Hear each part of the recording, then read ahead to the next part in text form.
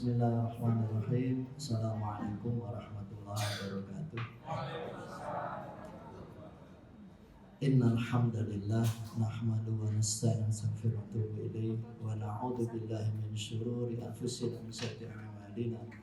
May yahdihillahu fala mudilla lahu wa may yudlil fala hadiya lahu.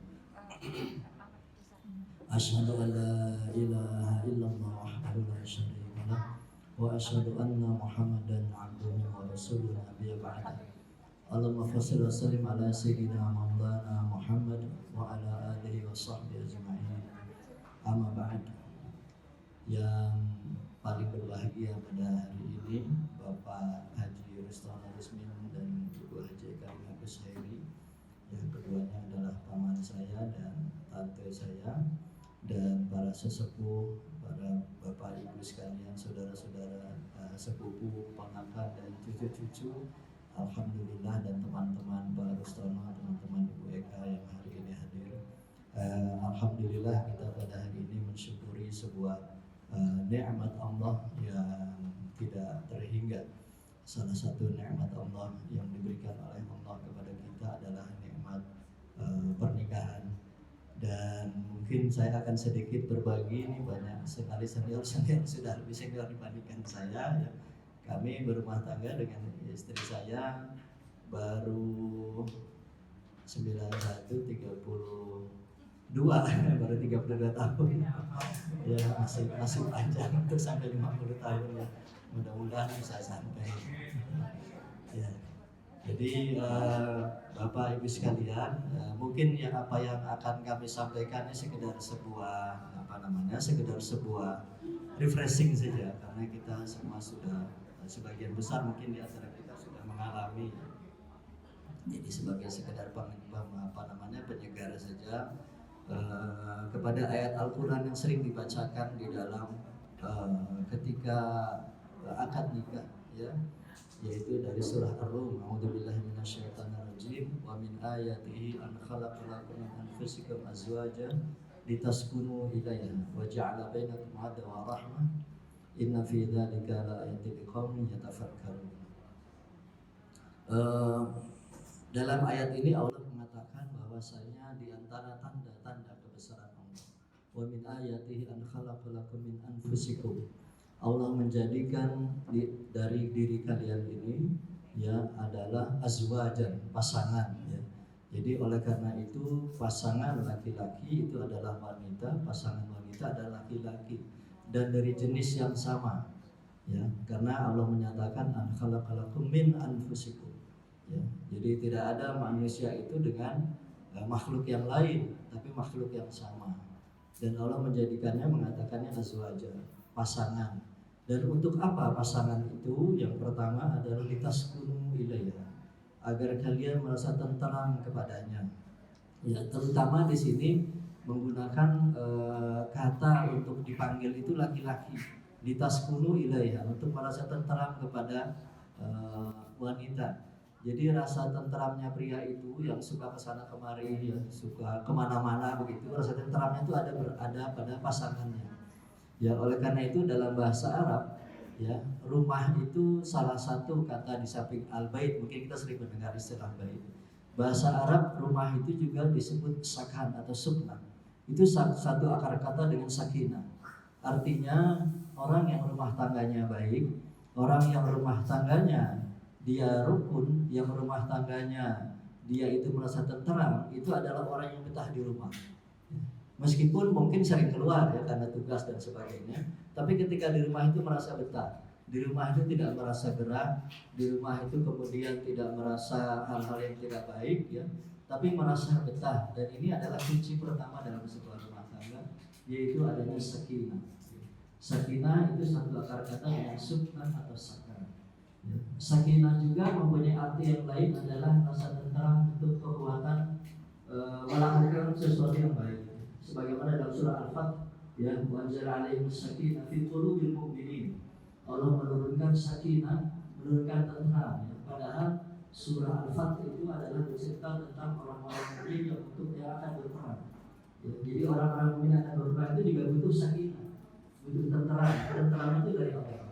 Jadi artinya Rasa tentram itu tentramnya di rumah, tentram untuk berjuang, bahkan bukan hanya bekerja berjuang itu, tapi berjuang itu di medan perang pun perlu sakinah, perlu hati yang tentram, perlu hati yang tenang, ya as-sakinah. Nah kemudian pengertian yang berikutnya dalam ayat lanjutan ayatnya adalah waja'ala bainakum, dan Allah menjadikan di antara kalian, di antara pasangan suami istri itu adalah mawaddah. Kita biasa menerjemahkan mawaddah itu rasa cinta. Ya ini Al-Quran unik sekali menyatakannya mawaddah. Cinta dalam bahasa Arab yang sering digunakan baik dalam Quran, dalam hadis terutama dan dalam pembicaraan sehari-hari. Ya cinta dalam bahasa Arab itu mahabbah. Mungkin kita sering dengar istilah mahabbah atau hub ya. Itu cinta. Tapi untuk suami istri digunakan istilah mawaddah. Jadi ini ada satu keunikan sendiri kenapa digunakan kata-kata mawaddah. Para ahli bahasa ahli lughah menyatakan bahwasanya ada perbedaan antara mawaddah dengan mahabbah. Karena al-mawaddah la ta'ti illa ba'dal mahabbah. Yang namanya mawaddah itu tidak muncul kecuali sesudah adanya mahabbah. Ya. Dan mawaddah ini punya kriteria rasa cinta yang berbeda ya. Oleh karena itu kita mungkin sering menemukan ya ada pasangan suami istri yang sebelumnya belum pernah pacaran, bahkan belum kenal ya, bahkan dijodohkan. Tapi kemudian kok bisa rukun, itu karena ada kunci mawaddah itu.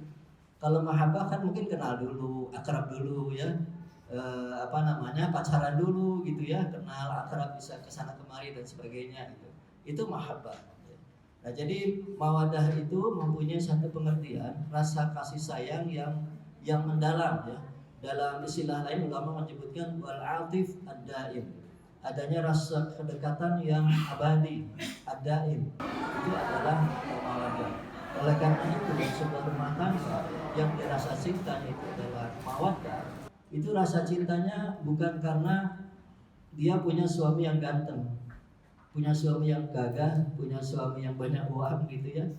Bukan juga rasa cintanya itu karena punya istri yang cantik, ya punya istri yang montok, punya istri yang indah dipandang, ya. Bukan itu mawaddah itu. Mawaddah itu adalah punya rasa cinta yang lebih mendalam. Ya, kenapa? Karena sebuah rumah tangga semakin diarungi, ya, dulu yang cantik, ya, dulu yang indah dipandang, makin lama makin keriput, ya.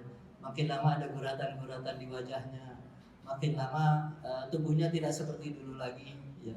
Yang dulu mendampingi ketika masih muda itu gagah ya, masih muda gagah perkasa ya, kemudian rambutnya hitam ya. Itu masih rambutnya masih lebat begitu ya.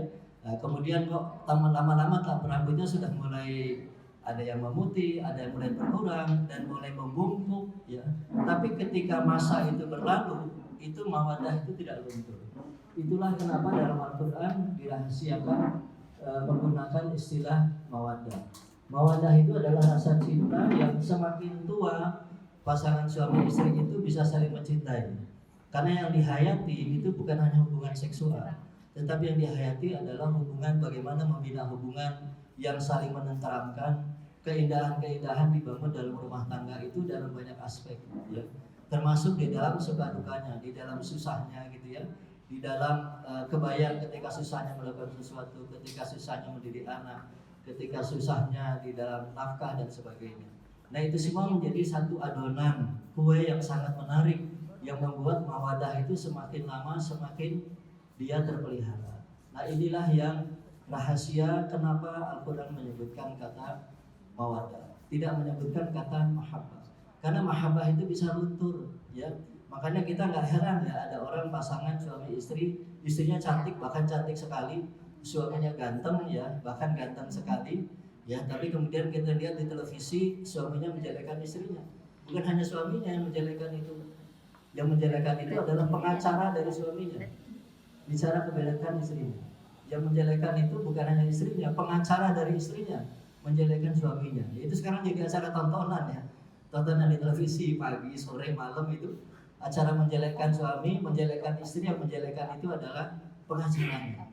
Padahal kalau dilihat pasangan itu dua-duanya masih ganteng, dan cantik, dan dua-duanya banyak uang. Kok bisa seperti itu? Ya itulah makanya kalau pernikahan itu dasarnya mahabbah, itu sebentar bisa bubar. Tapi kalau pernikahan itu dasarnya adalah mawaddah, mawaddah itu semakin hari akan semakin tumbuh rasa cinta dan itu akan terus terpelihara sampai akhir hayat ya. Ini satu rahasia yang yang kita sendiri tinggal mengikuti saja, itu rahasia dari Al-Quran kepada kita ya. Jadi lalu yang ketiga dalam Al-Quran kuncinya adalah yang disebutkan sebagai rahmah ya. Rahmah ini para ulama seperti Ibnu Abbas radhiyallahu anhu mengatakan rahmah ini adalah rasa cinta antara orang tua dengan anak ya. Jadi itu juga perlu rasa cinta, karena kalau orang tua tidak mencintai anaknya, juga anak itu tidak akan jadi apa-apa ya. Rasa cinta itu bukan berarti, tentu kita semua tahu ya, bukan berarti anak itu atau dilepaskan begitu saja karena rasa cintanya ya. Karena kalau kita belajar rasa cinta, maka rasa cinta yang paling kita perlu pelajari adalah rasa cinta Allah kepada Rasulullah Sallallahu Alaihi Wasallam ya. Nabi SAW itu adalah makhluk Allah yang paling dicintainya. Makhluk Allah yang paling disayang oleh Allah itu adalah Nabi Muhammad SAW. Tapi apa yang terjadi? Allah membiarkan Nabi Muhammad itu berperang, ya, sampai berdarah-darah. Allah membiarkan Nabi Muhammad itu bahkan sempat diblokir ya di Mekah itu. Tapi dengan cara itu kemudian Allah menurunkan pertolongan. Ya, jadi Allah menguji dengan berbagai macam pujian untuk kemudian menjadi jelas apakah yang namanya Muhammad itu loyal, apakah yang namanya Muhammad itu emas. Ya, jadi itu rasa cinta, itu rasa kasih sayang itu seperti itu. Jadi kasih sayang kita kepada anak juga adalah dengan kita memberikan berbagai macam didikan, berbagai macam tantangan supaya dia itu nanti menjadi insan-insan yang tahan banting, yang semakin baik ya, bukan insan-insan yang kemudian manja. Karena Nabi SAW sendiri orang yang paling cintai Allah juga tidak minta kemanjaan kepada Allah ya. Dia minta pertolongan, ada ujian dia terima, tapi minta pertolongan ya. Ada tantangan dia terima, tapi minta pertolongan pada Allah ya. Begitulah perjalanan hidup, dan ini adalah merupakan nafidhalika laatil qaumi yatafakkarun. Dan hal yang demikian itu adalah merupakan satu pelajaran buat kita, bagi orang-orang yang mau memikirkan. Ya, rangkaian ayat ini dalam Al-Quran ini para ulama menyebutkan bahwa tujuan pernikahan yang disebutkan tadi adalah sebagai sebuah tujuan manfaatnya pernikahan. Ya, manfaatnya sebuah pernikahan yang disebut dalam ayat tadi, pertama adalah tentram, yang kedua kasih sayang antara suami istri, yang ketiga kasih sayang antara orang tua dengan anak, anak dengan orang tua. Ya. Nah, salah satu penafsiran dari ayat tadi ya, mudah-mudahan waktunya masih cukup ya. Ada satu riwayat yang kita terima dari Imam Ad-Darqutni. Riwayat yang saya sampaikan ini hadisnya dhaif, Bapak Ibu sekalian, hadisnya lemah. Tapi dia punya kekuatan beberapa hadis lain sehingga ini bisa saya sampaikan, dan saya sering sampaikan di forum-forum pernikahan karena hadis ini merangkum hal-hal yang sangat baik ya. Nabi SAW mengatakan idza aradallahu bi ahli baitin khairan, apabila Allah menghendaki sebuah kebaikan dalam rumah tangga, maka Allah menjadikan dalam rumah tangga itu 5 hal. Yang pertama adalah faqahan fid din. Allah menjadikan dalam rumah tangga itu faham terhadap agama.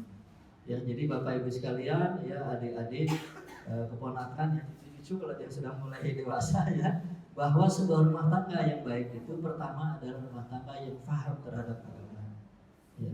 Nah, pemahaman terhadap agama ini sangat penting, terutama hal-hal yang paling mendasar saja, keimanan paling mendasar, ibadat yang mendasar, ya, kemudian kehidupan kita di dalam rumah tangga, kehidupan bertetangga, kehidupan dalam pekerjaan dan sebagainya. Ya, ini adalah kunci, ya. Jadi oleh karena itu kewajiban seorang suami salah satu yang paling penting adalah mendidik istri, ya. Karena suami itu adalah ra'i, suami itu adalah pemimpin bagi istrinya. Ya, suami yang dia mendidik istri dengan agama, ya, bisa langsung, bisa juga tidak langsung. Ya, tidak langsung itu memberi kesempatan kepada istrinya untuk ikut pengajian misalnya. Ya, itu artinya tidak langsung, ya, karena kita juga paham suami kan profesinya macam-macam. Nah, istri juga sama, ya. Istri juga mendorong suaminya untuk bisa belajar agama, memahami agama, ya, karena suami itu kan begitu sibuknya, ya, dalam bekerja selama karir itu kan sibuk sekali. Biasanya punya waktu lenggang itu ketika sudah mulai pensiun, ya. Nah, ketika masih masa sibuk ya, ini buat adik-adik saya juga mungkin udah mau pensiunan ya. Ya sudah mau pensiun lah. Mungkin yang di bawah itu ya keponakan-keponakan atau yang wira swasta ya. Bagi laki-laki juga ya bisa didorong oleh istrinya ya untuk belajar agama. Ya, belajar agama itu paling minimal sekali belajar agama itu adalah ketika khutbah Jumat. Ya. Jadi memang pria-pria Indonesia sekarang ini sangat kurang belajar agama ya.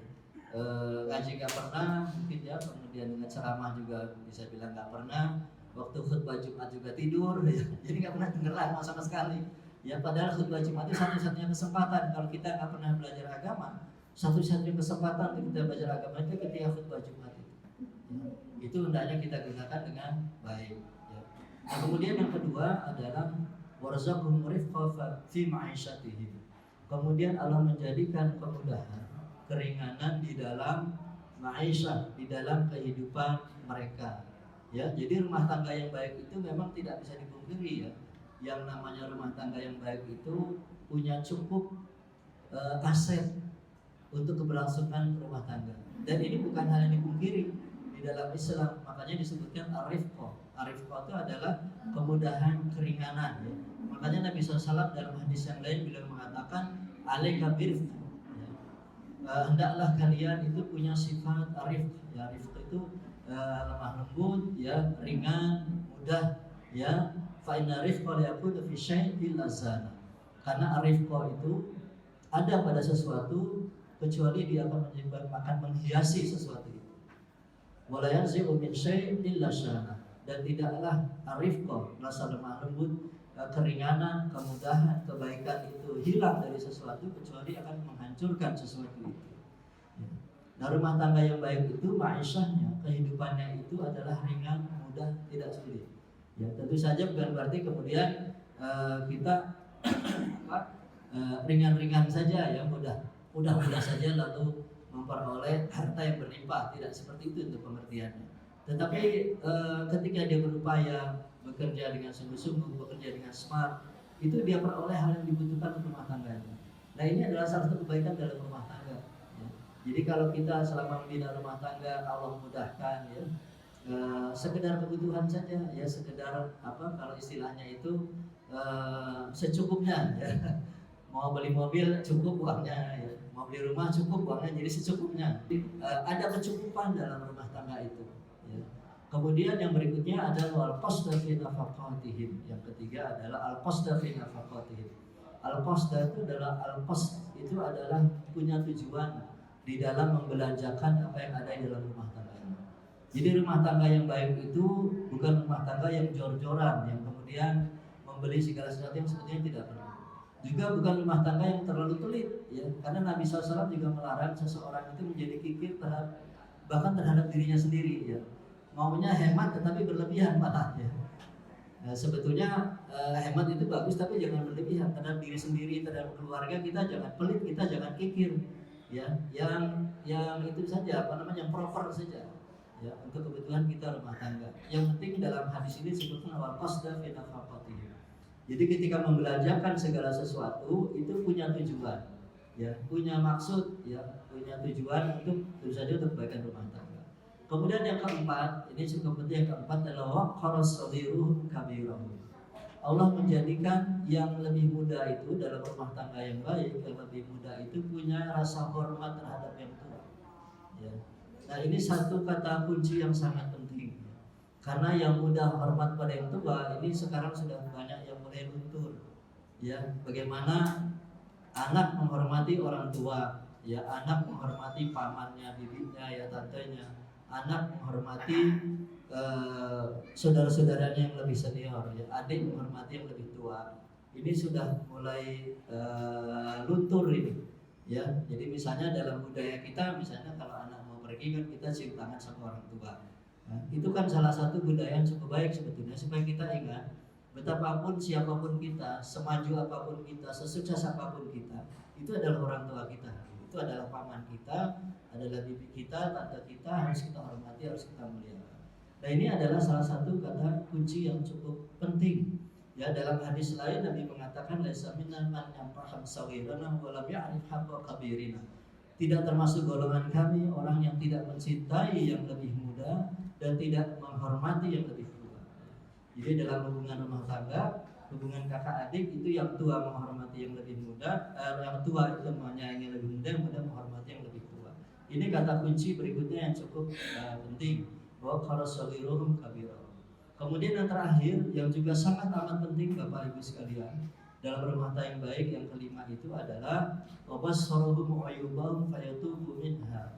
Ya, rumah tangga itu mereka mengetahui aib-aib dalam rumah tangga itu dan mereka bertaubat. Ya. Jadi Bapak Ibu sekalian, kita semua punya aib. Saya punya aib, ya pasti saya punya aib. Yang tidak ingin orang lain tahu.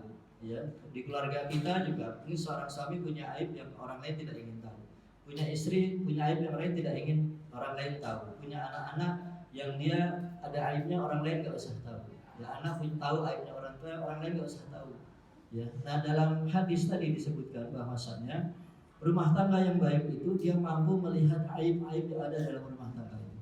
Bapak sorohum ayubahum, apa kemudian kesimpulannya? Fayatubu minha, dan mereka bertaubat dari aib-aib tersebut. Ya, jadi kita semua bukan malaikat, saya juga bukan malaikat. Ya, seorang suami, ya kita perlu sadari bahwa suami kita tentu saja bukan Nabi Ibrahim, suami kita bukan Nabi Muhammad, bukan juga Abu Bakar, bukan Omar, ya dia punya banyak kelemahan. Istri kita juga bukan Khadijah, bukan Aisyah, ya bukan orang-orang wanita mulia yang disebutkan dalam Al-Quran. Pasti punya kelemahan. Ya. Dan itu tidak untuk disebarkan, tapi untuk kita bertaubat. Anak-anak kita juga mungkin ada anak kita yang nakal yang orang lain nggak perlu tahu. Ya kita perlu bertaubat. Ya tentu dengan syarat-syarat taubat yang harus terpenuhi. Jadi itulah kebaikan dalam sebuah rumah tangga itu ada 5 hal, bahwa ini menjadi satu hal yang sangat penting, merupakan satu penjawatan dari 3 ayat tadi.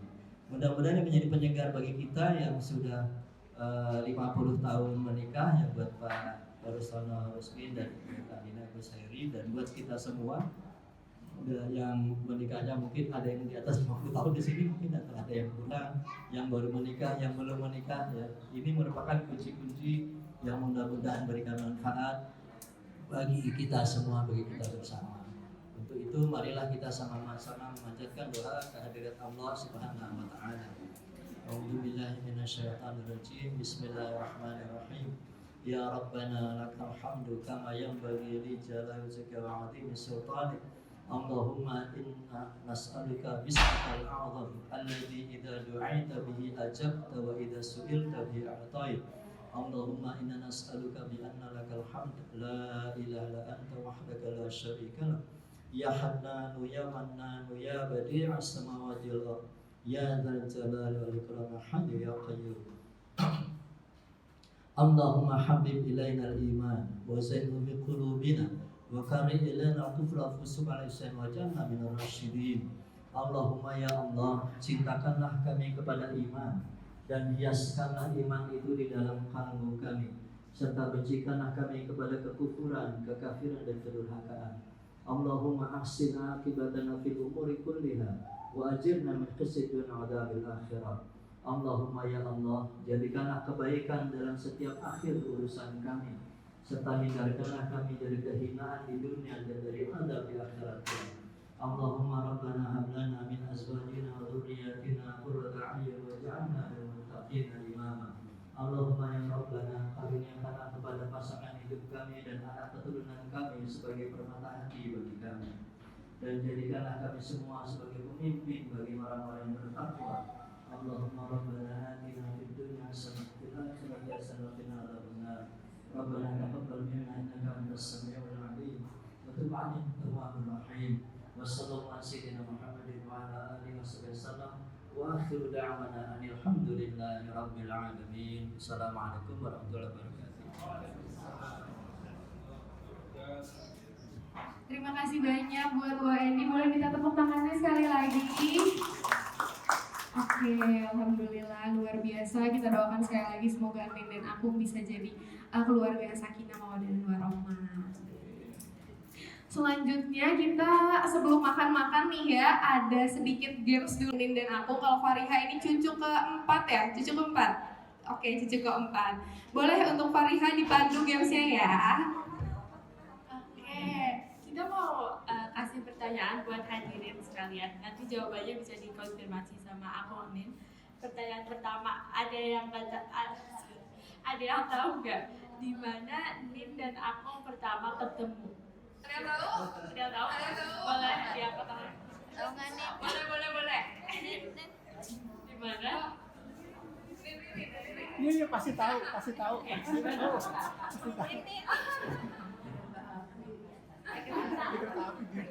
api. Ada lagi yang mau jawab? Ada lagi coba kampung pertanyaan kampung jawaban. Ada yang mau jawab lagi? Jawaban sama. Oke. Coba kita tanya ya sama aku. Beneran di kereta api nggak, Bu? Kayaknya akunya lupa ya. Di mana nih ketemunya? Di Jakarta dong. Di kereta api bukan?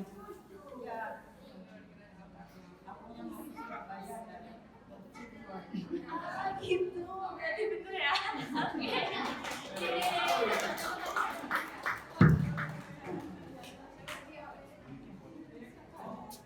Dapat hadiah loh. Hadiah.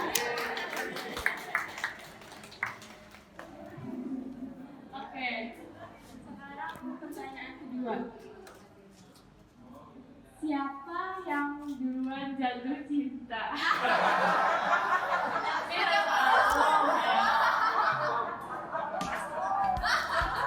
Oh, ada yang mau jawab.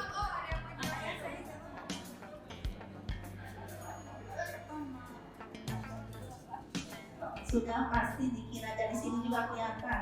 Yang pertama pasti akunnya kan ya. Sudah lirik-lirik dan kapan lagi. Coba kita konfirmasi dulu. Bener nggak sih aku duluan yang pertama jatuh cinta? Gimana sih ceritanya? Emang bener aku duluan yang jatuh cinta? Oh, aku nggak ngaku, katanya nggak mau ngaku. Bener nggak aku? Betul. Boleh dikasih hadiah lagi berarti, betul ya? Pertanyaan selanjutnya, ada yang tahu nggak menikahnya tanggal berapa sih sebenarnya Nin sama aku? Ada yang tahu? Ada yang tahu nggak tanggal dan tahun bulannya juga kalau ada yang tahu? Atau tahunnya aja kalau ada yang tahu nggak tahunnya? Tahun berapa? Oke.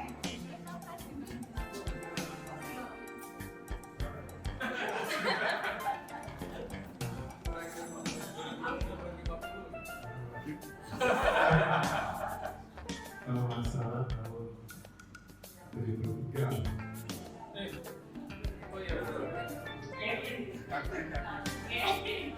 Bener ya? Bener dong. Tanggalnya dikit kurang 50. Tanggalnya tahu nggak? Oke. Tanggal berapa ya? 3 Juli tahun 1973. Oke.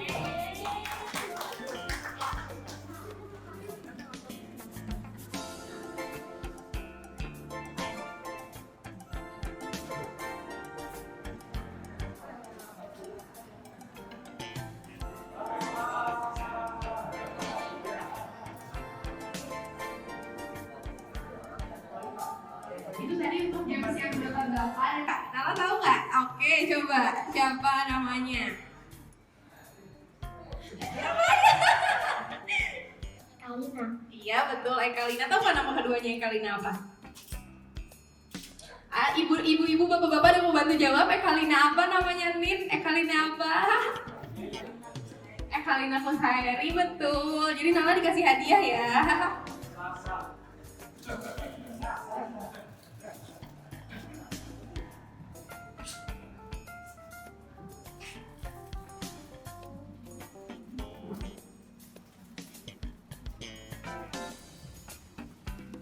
Buat adik-adik lagi nih ada pertanyaan lagi karena games ini sebenarnya kebanyakan hadiahnya buat adik-adik. Tapi kalau misalnya bapak ibu mau dapat mau dapat hadiah buat anak kecil juga sebenarnya masih ada nih pertanyaannya, stok pertanyaannya. Tapi mungkin hadiahnya tempat pensil, alat tulis kayak gitu nggak apa-apa nggak ya? Buat cucunya mungkin di rumah. Aku ada beberapa pertanyaan lagi nih. Ada yang tahu nggak berapa kali Nin sama aku pindah selama menikah? Susah ya? Susah ya pertanyaannya ya? Ayo tanya-tanya dulu ke sebelah-sebelahnya mungkin. Ada yang tahu? Ada yang tahu? Berapa kali? 4 kali. Coba kita tanya. Aku bener nggak aku 4 kali? Oh, berapa coba dihitung dulu. Dari mana aja coba aku? Lupa. Lupa. Neng.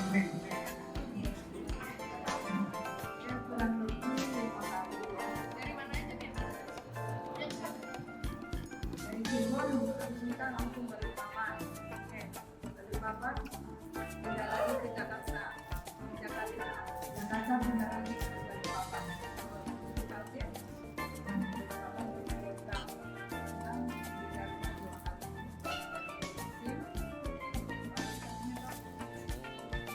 Lupa.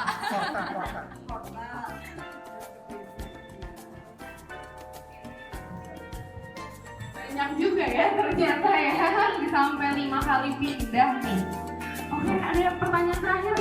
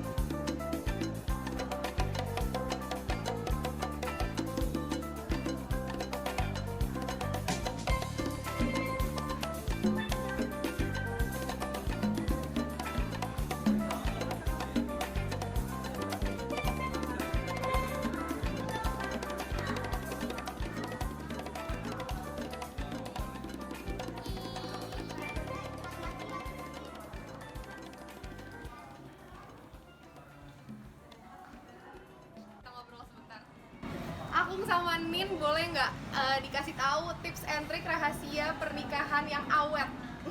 Oh iya dong, Gimana? kita saling menerima kekurangan dan kelebihan. Harus sabar. Harus sabar. Jangan lupa selalu sholat 5 waktu. Oke, udah itu aja dari aku. Apa? Sama-sama net. Sama nurut aja berarti ya? Nurut aja mungkin ya berarti. Nurut aja katanya guys. Oke, makasih. Yay. Terima kasih semuanya